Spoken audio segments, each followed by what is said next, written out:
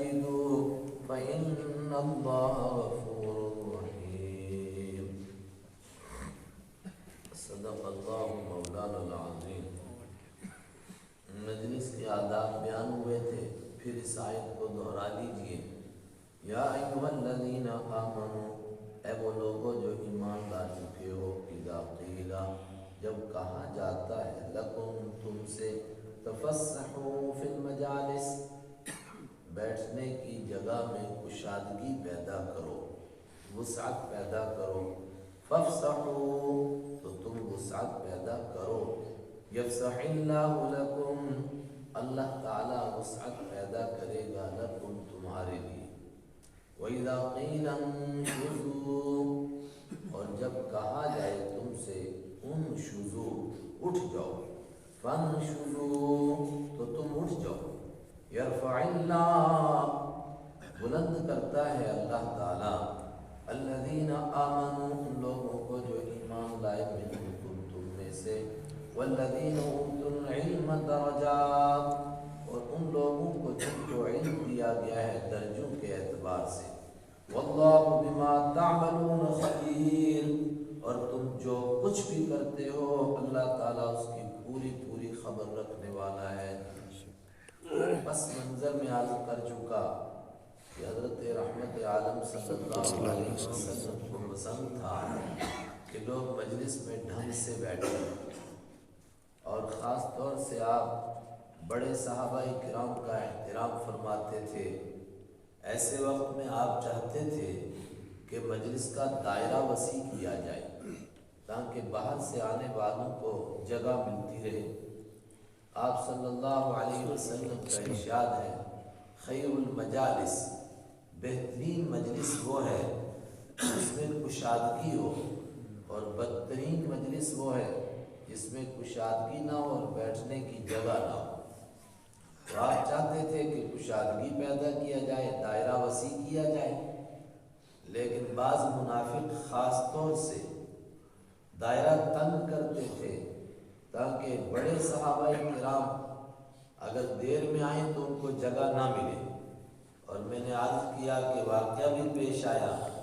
جمعہ کے دن آپ صلی اللہ علیہ وسلم مسجد نبوی کے برابر میں جو صفہ کا چبوترا تھا، جو سمجھو حضرت رسول اکرم صلی اللہ علیہ وسلم کی درسگاہ تھی، آپ اس میں تشریف فرما ہوئے. لوگ مسائل پوچھنے لگے. اتنے میں حضرت ثابت بن قیس رضی اللہ تعالی عنہ بدری صحابی تشریف لائے. آپ نے فرمایا ان کو جگہ دے دو. اس پر کچھ منافق اور چوڑے ہو کر بیٹھ گئے تاکہ ہماری اہمیت بنے اور ان کو جگہ نہ ملے. ایسے وقت میں اللہ تعالیٰ نے ایمان والوں کو ادب سکھایا، تفسحوا فی المجالس، بیٹھنے کی جگہ میں وسعت پیدا کرو. اس سے آپ اور ہم سمجھیں کہ اسلام چاہتا کیا ہے. انسانوں کو ادب سکھا رہا ہے، سلیقہ سکھا رہا ہے. جب بیٹھنا ہو تو کیسے بیٹھیں؟ فرمایا ایک گول دائرہ بنا کر بیٹھیں، بے ڈھنگے طریقے سے نہ بیٹھیں.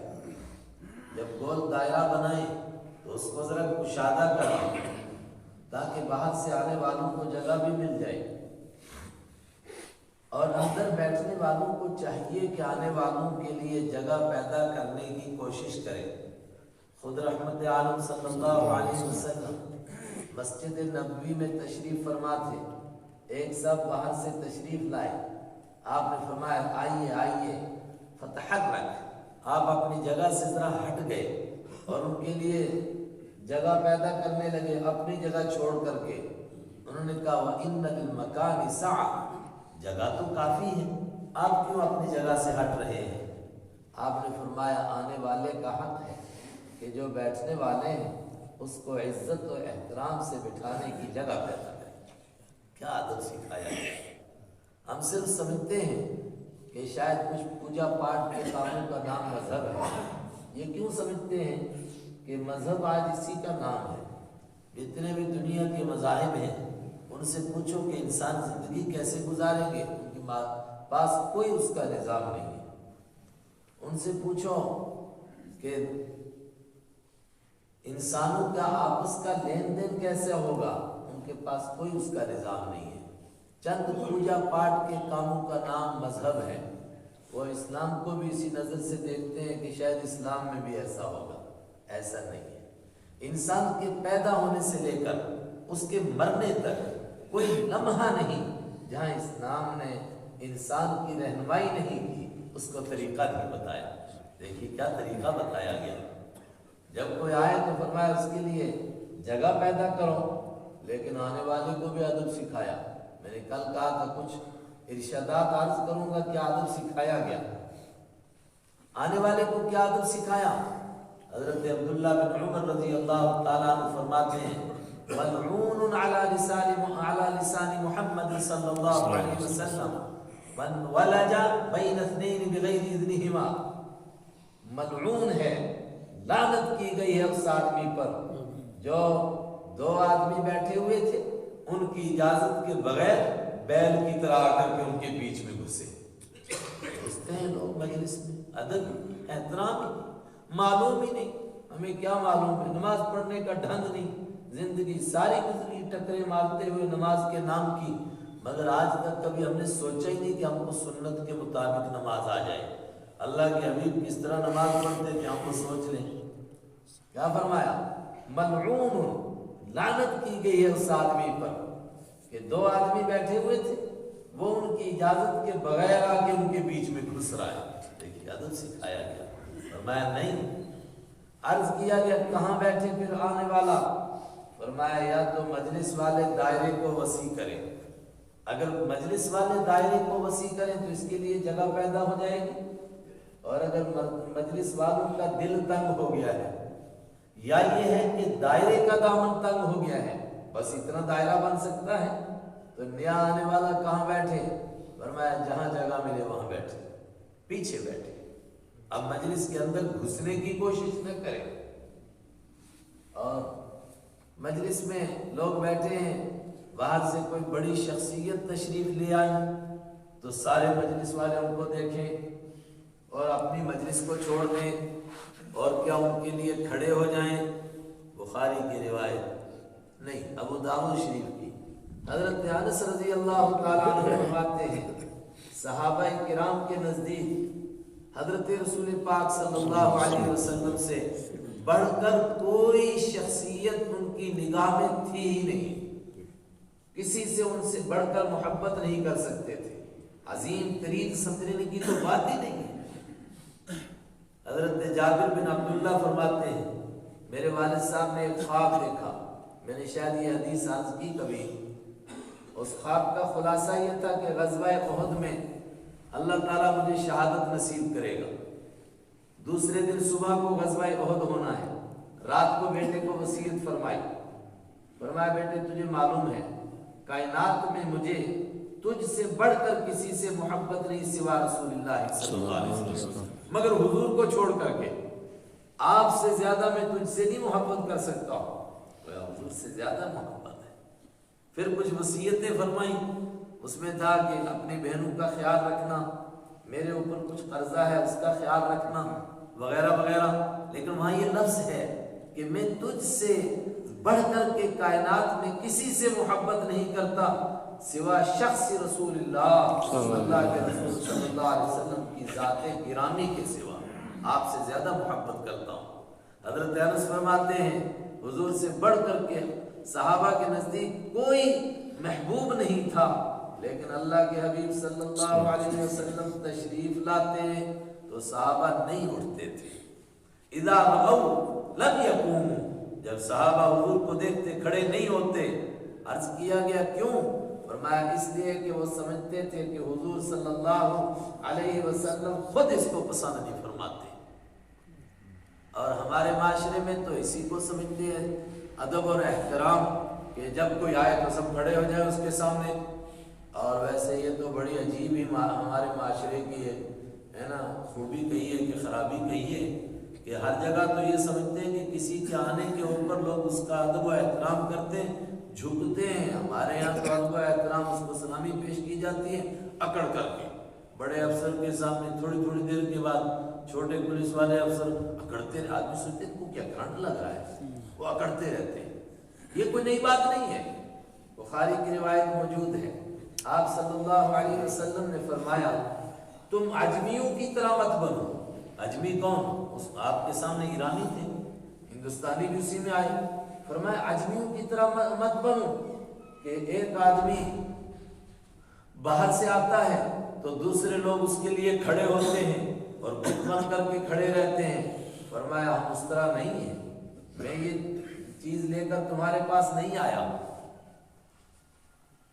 حضرت ابو بکر رضی اللہ تعالیٰ نے ایک مشہور صحابی ہیں، ایک عدالت میں گواہی دینے کے لیے تشریف لائے، حدیث میں موجود ہے۔ جب تشریف لائے حضرت ابو بکر بڑے عظیم ترین صحابی ہیں، غزوہ طائف کے موقع پر جن لوگوں نے قلعے کے اندر سے، چونکہ اکثر اس معاشرے سے لوگ تنگ ہوتے ہیں لیکن لوگ بول نہیں پاتے ہیں، تو محاصرہ تھا طائف کا، اندر جو غریب و غربا تھے وہ تنگ تھے ان سے، لیکن وہ ان کو مسلمان بننے نہیں دیتے تھے۔ تو کچھ لوگوں نے حکمت لڑائی تو کسی بہانے سے وہ قلعے کی دیوار پر چڑھے اور دیوار سے چھلانگ لگا کے نیچے آ گئے۔ تو وہ رڑک کر کے نیچے آئے تھے، ان میں حضرت ابو بکر بھی تھے، اس لیے ان کا نام ہی پر پڑ گیا رڑکنے والے۔ بڑے صحابی تھے، تو کسی مقدمے کی گواہی دینے کے لیے تشریف لائے۔ جب لا رہے تھے تو ایک دم لوگ ان کے لیے کھڑے ہوئے اور کہا تشریف تشریف، وہیں کھڑے ہوئے۔ فرمایا نہ، پہلے بیٹھو اپنی جگہ، میں اس طرح نہیں آؤں گا۔ لوگوں نے کہا حضرت ہم کو آپ سے محبت ہے۔ فرمایا اتنی نہیں ہے جتنی مجھ کو اللہ کے نبی سے محبت ہے لیکن جب حضور نے نہیں اجازت دی تو تم کیسے بیٹھے ہوئے؟ حضرت معاویہ رضی اللہ تعالیٰ عنہ سے روایت ہے، فرمایا جو جس کے دل میں یہ خیال آئے کہ میں کسی مجلس میں جاؤں تو لوگ میرے لیے کھڑے ہوں، اس کو اس کے لیے تیار رہنا چاہیے کہ اس کو جہنم میں فرش بنایا جائے اور لوگ اس کا روند روند کر کے چلے اس کے اوپر۔ انسانوں کو ادب سکھایا ہے۔ مجلس میں بیٹھ گئے، آپ نے فرمایا ایک آدمی مجلس میں بیٹھا کسی کام سے اٹھا ہے، فَأَحَقُّ أَن يَجْلِسَ عَلَيْهِ، اس کا حق ہے کہ وہ واپس آ کر اس جگہ بیٹھے۔ دوسرے آدمی نے دیکھا جگہ خالی ہوگی، فٹافٹ اس پر قبضہ کیا، لیکن دیکھیے کہاں نظر ہے۔ آپ نے فرمایا مگر ایک شرط ہے، جو بیٹھا ہے پہلے سے مجلس میں اگر کسی کام سے باہر گیا ہے تو وہ اپنی کوئی علامت چھوڑ کر کے جائے، وہاں کوئی رومال رکھ دے، ٹوپی رکھ دے، کچھ رکھ دے، تاکہ آنے والوں کو پتہ چلے کہ یہاں کوئی بیٹھا ہوا تھا۔ ادب سکھایا، ادب سکھایا۔ فرمایا جائز نہیں ہے کسی ایسے انسان کے لیے من کان یؤمن باللہ والیوم الآخر، کسی تاکید جو اللہ کو مانتا ہے، اللہ کے اور آخرت کے دن کو مانتا ہے، کہ وہ باہر سے آئے اور کسی بہانے سے کسی کو مجلس میں سے اٹھائے اور خود اس کی جگہ بیٹھ جائے۔ ایک مسجد میں مجھے بلایا گیا عید کے دن، ماشاءاللہ بڑی عظیم ترین مسجد تھی، تو مسجد کے جو لیڈر صاحب تھے، مسجد کے متولی ہوتے ہیں، تو اب وہ ہوتے ہیں کیا کہتے ہیں کمیٹی کے صدر صاحب یا جو بھی بناتے ہیں، تو وہ کھڑے تھے تو پہلی صف میں سے پیچھے بیٹھو، پھر کوئی باہر سے لیڈر آتا تھا اس کو آگے بٹھاتے تھے۔ تو مجھے بلایا تھا تقریر کے لیے، تو میں نے یہ ساری حدیثیں سنائی، ماشاءاللہ آج تک دوبارہ اس مسجد میں مجھے نہیں داخل ہونے کی اجازت ملی۔ میں نے کہا مجھے معلوم ہے دوبارہ نہیں بلائیں، ایک ہی دن میں نے سارا سنایا، میں نے کہا دوبارہ تو بلائیں گے۔ ادب سکھایا گیا۔ دیکھیے فرمایا کوئی آدمی مجلس سے اٹھے دوسرا اس کی جگہ قبضہ نہ کرے، اس کو چاہیے کہ نشانی رکھ کر جائے۔ اور ایک صحابی فرماتے خود رسول اکرم صلی اللہ علیہ وسلم بھی نشانی رکھتے تھے، صحابہ کو سکھانا تھا نا، حالانکہ آپ کی جگہ کون بیٹھتا، لیکن خود فرمایا ایک مقام پر آپ مجلس سے اٹھے باہر تشریف لے گئے، مگر اپنی جوتیاں مبارک وہاں رکھی تاکہ پتہ چلے کہ یہاں کوئی بیٹھا ہوا تھا۔ لیکن مسجد میں ایک اور چیز اس کے ساتھ ملی ہوئی ہے، کسی آدمی کو اس کی اجازت نہیں ہے کہ ایک جگہ پر قبضہ کر کے ہمیشہ کے لیے بیٹھ جائے اور وہاں مصلی بچھا دے، اور خاص طور سے حرم میں اس کی اجازت نہیں ہے۔ اللہ آپ کو عمرہ نصیب فرمائے۔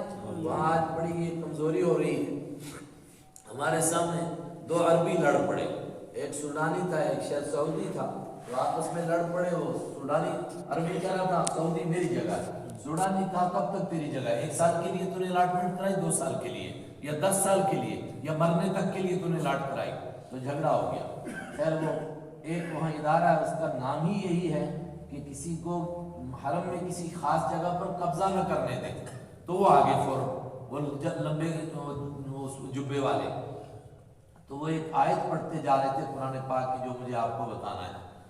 وہ جتنے مسلح بچھے ہوئے تھے نا قبضے کے لیے، تو مسلح کو اٹھاتے تھے، ساتھ میں مزدور تھا اس کی بوری میں ڈالتے تھے، تو وہ آیت پڑھتے تھے سواء العاکف فیہ والباد، سواء العاکف فیہ والباد۔ حرم کے لیے ہے کہ یہاں رہنے والا مکی اور دنیا کے آخری کونے سے آنے والا کوئی ایمان والا، دونوں کا حق برابر ہے۔ کوئی مکی کہ نہیں اس جگہ پر میں نے قبضہ کر رکھا ہے، میرا پردادا بھی یہیں بیٹھتا تھا، میں یہاں کسی کو نہیں، فرمایا نہیں، سواء، یہ قرآن کی پاک کی آیت ہے، سواء العاکف فیہ والباد۔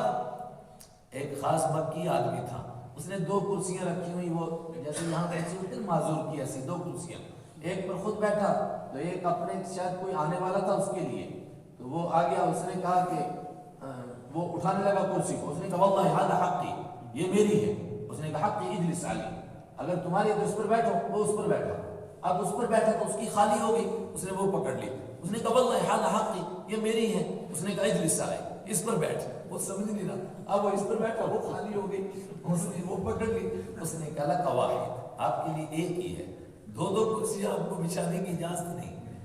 کیوں؟ اس سے معلوم ہوا کہ مسجد میں آپ کسی ایک جگہ پر قبضہ نہیں کر سکتے، جہاں آپ پہنچ گئے جگہ ملی وہیں بیٹھ جائیں۔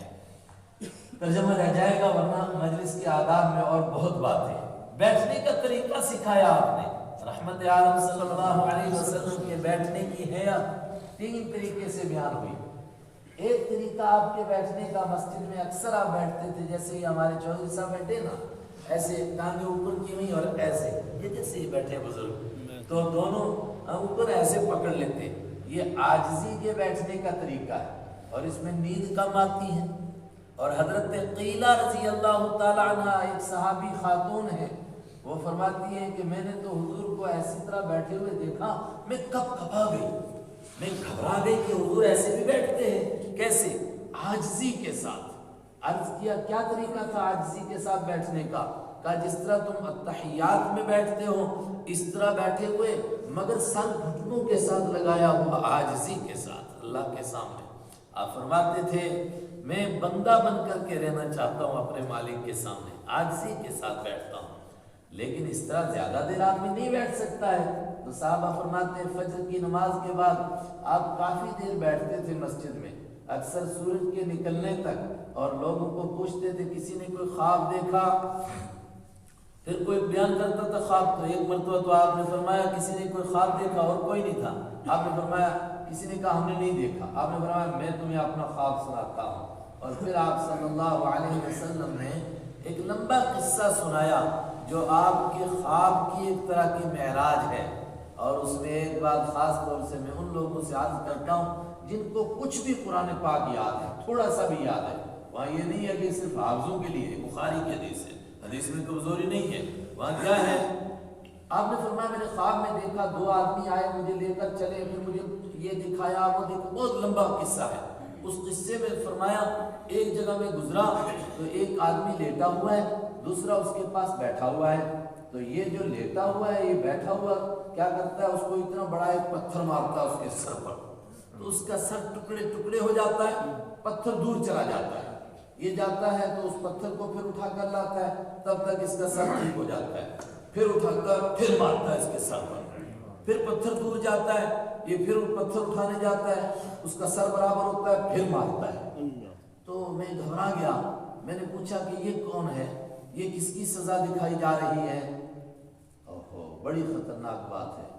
آپ نے فرمایا، حضرت جبرائیل اور میکائیل نے فرمایا یہ آپ کی امت کا وہ آدمی ہے جس کو اللہ تعالیٰ نے قرآن پاک کا کچھ حصہ دیا تھا، فَنَامَ عَنْهُ لَيْلًا وَلَمْ يَعْمَلْ بِهِ نَهَارًا، جو رات کو قرآن چھوڑ کر کے سو گیا اور دن میں قرآن پر عمل نہیں کیا۔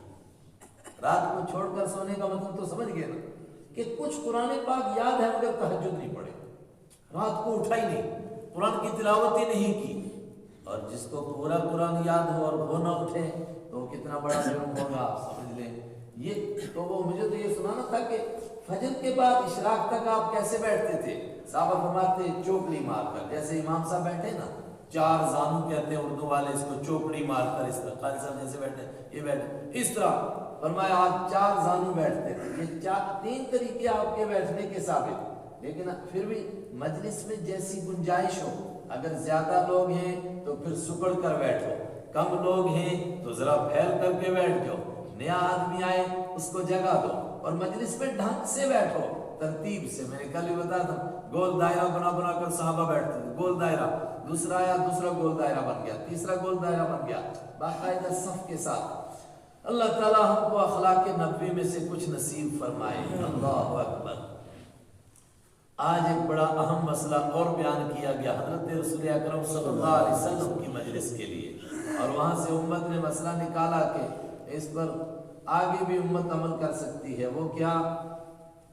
حضرت رحمت عالم صلی اللہ علیہ وسلم سے اللہ نے جو کام لیا، کیا انسان کبھی تصور کر سکتا ہے کہ اکیلے آدمی یہ کام کر سکتے ہیں؟